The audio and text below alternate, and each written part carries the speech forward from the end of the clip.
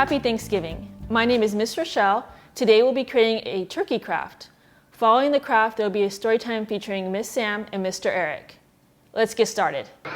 The materials you'll need for the turkey craft are red, orange, and yellow construction paper, brown paint, markers or crayons, glue, googly eyes, craft roll, pencil, and scissors.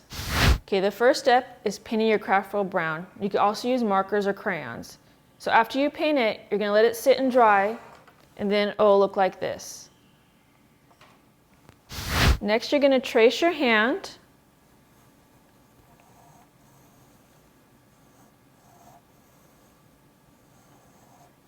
After you trace your hand on the red paper, you're also going to do the same thing for the orange and yellow paper.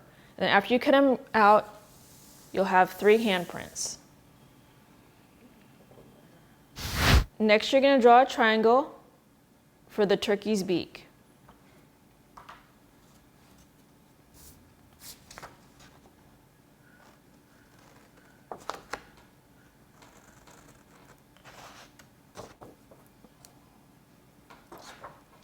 Now we're going to draw a little oval to make the turkey's waddle.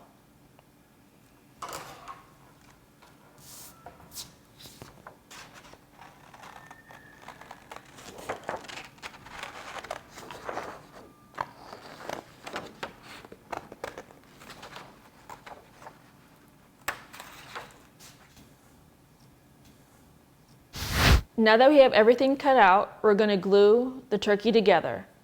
First, we're going to take the yellow hand, put some glue on it, and glue it to the craft roll.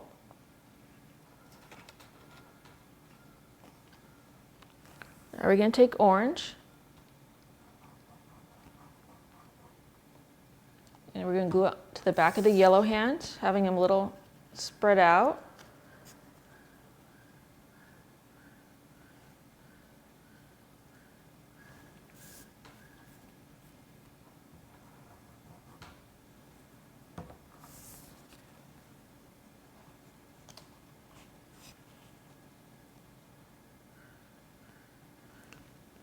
After you have the hands placed on there, now we're going to glue on the eyes.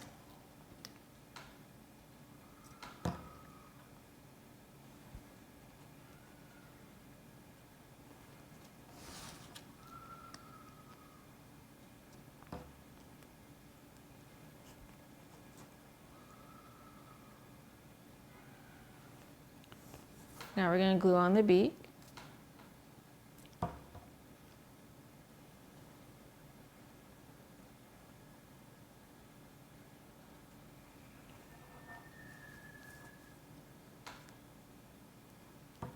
Last, we're going to attach the wattle.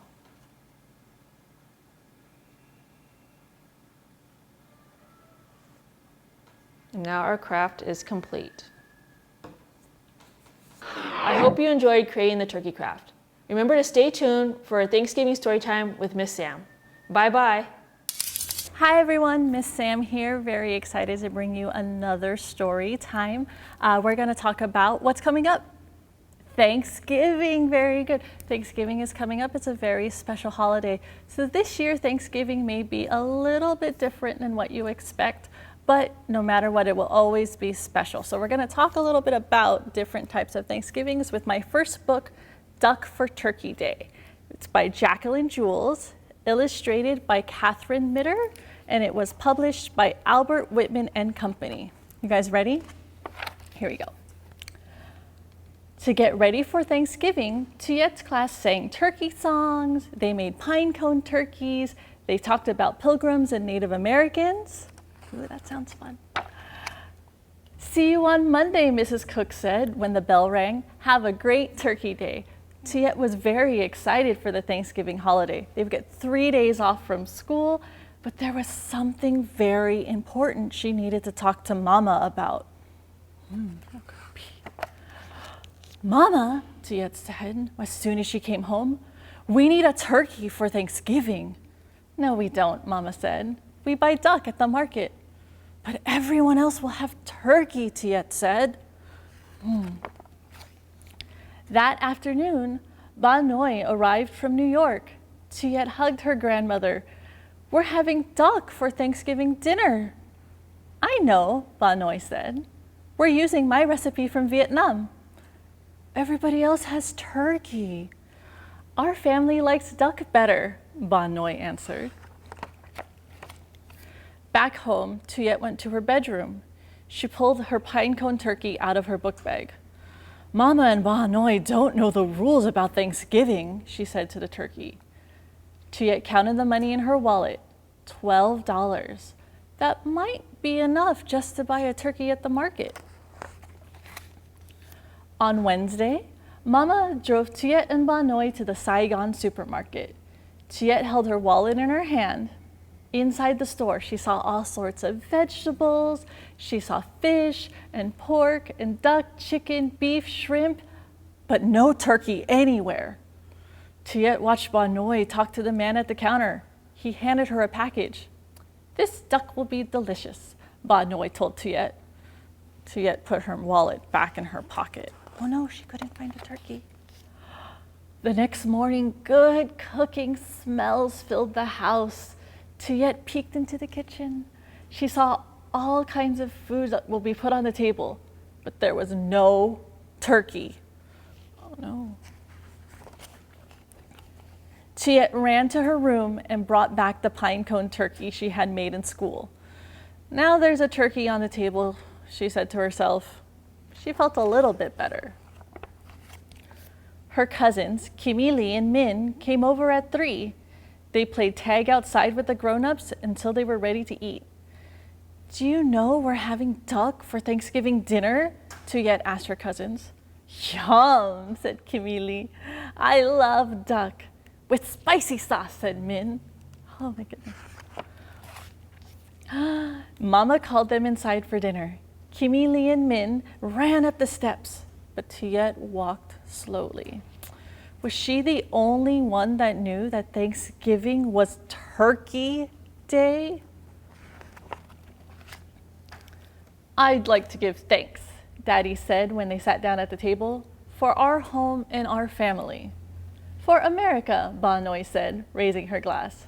"For all this good food," Min said, picking up a fork. "I'm hungry." Everyone laughed and passed their plates to be filled. Tuyet had a little bit of everything. She even had seconds of the duck. She loved the spicy sauce and the dark meat. When it was time to say goodbye, everyone hugged. "What a great Thanksgiving day," Kimi Lee told Tuyet. It had been wonderful, Tuyet thought, with lots of good food and family fun. But what would Mrs. Cook say about eating duck on Turkey Day? My goodness, what's going to happen? On Monday morning, Mrs. Cook gathered the class around the story rug. "How was your Turkey Day?" she asked. Tyler raised his hand. "My grandpa came. We played football." "That's nice," Mrs. Cook said. "Who else saw grandparents?" Tuyet raised her hand along with her other classmates. "Who saw cousins?" Mrs. Cook asked. Tuyet raised her hand again. "Who'd like to talk about dinner?" Mrs. Cook looked around the room. Tuyet put her hand down. Tears burned her eyes. "Is something wrong?" Mrs. Cook asked gently. "We didn't have turkey," Tuyet blurted out. "We had duck." For a moment, the class was quiet. Then Fong raised his hand. "We didn't have turkey either," he said. "We had noodles and chicken." "We had lamb," Tariq said. "We had roast beef," Jonathan said. "We had enchiladas," Carolina said. "We had a tofu turkey," Amy said. Mrs. Cook smiled. "It doesn't matter what you eat on Thanksgiving as long as you have a good time with your family and friends." After school, Tuyet hurried home. "Mama!" she called when she opened the door. "I have a new name for Thanksgiving. In our house, we're going to call it Duck Day."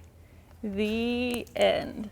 So good job, my little ones. See, Thanksgiving can look very different in different places with different people. And especially this year, it might look different than before, but it is just a very special day. All right, hope you enjoyed it. All right, my little ones, are we ready for another book? This book Did you hear that? It almost sounded like there was a turkey in here. I don't see anything. Let's just reading our book, okay? This book is called Thanksgiving in the Barn by Nadine Bernard Westcott, published by Little Simon, a division of Simon & Schuster. Oh! Thanksgiving is here, let the fun begin. The first of my guests are walking in. Hello, says the goat as he gives his hat a toss. I've brought you a can of cranberry sauce. I can't wait to get started, he says with a grin. After you eat the sauce, I'll eat the tin. Very recycling this goat. The doorbell rings, and the next to arrive is my dear old friend Pig, followed by flies. Pig lives in a pen, and he's not very clean, but he's brought us a bucket of vanilla ice cream. Yum. Oh. Cow arrives next. She's been baking all day. Her pies look delicious, but they're made out of hay. She's whipping up cream that she spoons down with a plop. If we don't eat the bottom, at least we can eat the top. Then comes another knock at the door. It's Turkey, who says, "Is there room for one more?" Of course, come on in. We've saved you a place. The guests are all seated. It's time to say grace. Wow. The animals give thanks for their blessings today. Turkey gives thanks in his own special way. He raises his glass and says, "You've all been so great. I'm thankful to be here and not on the plate." The end. Good job. Did you hear that again? I keep thinking I hear a turkey in this building. Well, let's see if this turkey wants to join us for Thanksgiving dinner. Ready to go? Oh, hi guys. How did you find me? Well, anyways, I'm trying to fit in with humans. I don't want anybody to know that I'm a turkey. Is it obvious? What's that? Why? Oh, don't you know? Anyways, since you're here, I thought maybe we could read a story because Thanksgiving is coming up, and that is a very, very fun holiday. It's one of my favorite holidays. So why don't we go ahead and read a book?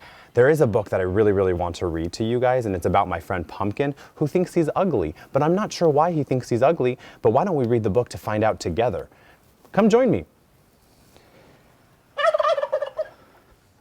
Well, thank you for joining me, and I do have to apologize. I didn't get a chance to introduce myself. You caught me off guard today. I didn't think you were going to find me. So I'm Turkey Lurkey. But remember, only you, boys and girls, know that I'm a turkey. So shh, don't tell anybody. I don't want the humans to know that I'm a turkey. Alrighty? So why don't we go ahead and read this book? It's called The Ugly Pumpkin. There's my friend, the ugly pumpkin. I don't think he's that ugly. I think he looks unique. He just looks different. But that's okay. But he does look sad. If you look at his expression, he does look a little sad, and it makes me sad. We need to figure out how we can turn that frown upside down, all right? So it's called The Ugly Pumpkin. The author is Dave Horowitz.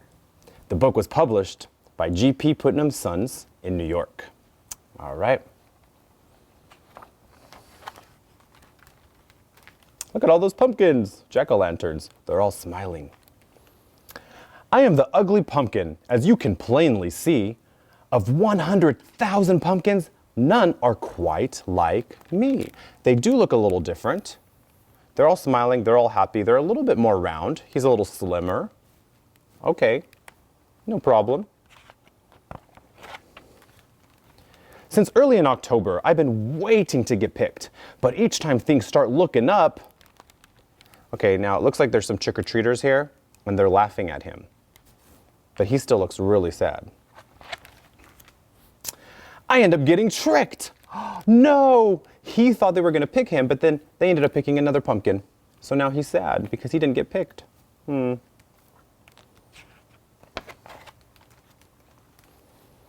skeleton came for pumpkins one bright and crispy day.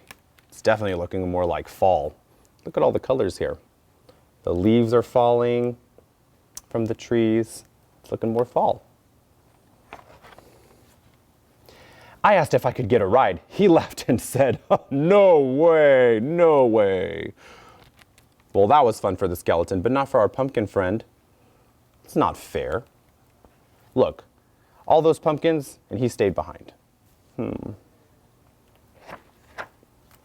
when I said, "It's getting late, and I don't have a home," he rolled his eyes and said, "Goodbye," and left me all alone.